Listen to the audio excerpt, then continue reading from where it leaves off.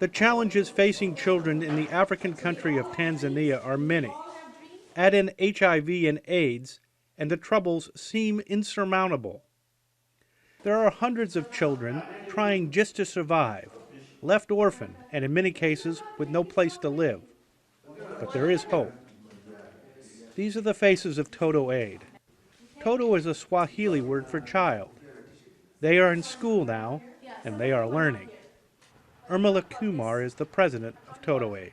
Once I got there, started teaching, we found out that these actually orphans are very smart and therefore needed to be looked after, being educated, and eventually make a better citizen. Urmila was born in Tanzania, but she's lived all over the world. Still, she says her heart has never left the African continent or the children she's helping now. The thing that brought me here was when somebody told me that Africa, Tanzania, 150 years behind U.S. I refused to believe that. I said, you know what? It's time for me to go. After visiting her hometown of Arusha, she met and taught many of the orphans, learning that while they are very smart, they lack many needs, things we often take for granted. A basic example is touch. These kids in Tanzania have got no clue as to what feelings are all about. And these are actually from the heart. Feelings of being sad, happy, miserable, joy, crying. Touch was the main one that I emphasized in. If you ask children in Tanzania, or anybody in Tanzania, how are you? And they would say either good or bad. They have no clue what's in between. So when it came to touch, they looked at me like I was crazy. Is that a feeling? And I said, yes. And that's how it all began. I simply sat with them, touched them, gave them a heart where I was open enough to listen to them and talk about everything that they wanted to talk about. This youngster is named Brian, and he doesn't shy away from the camera now. But it didn't used to be that way.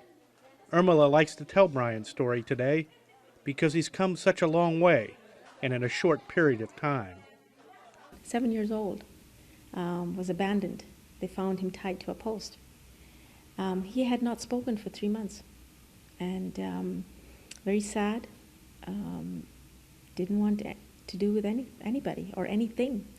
So when I got there, I decided that I was going to sit beside him, put my hand on his lap, and that's all I did for 3 weeks.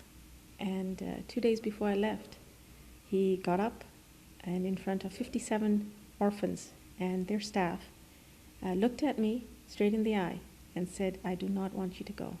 And he hugged me.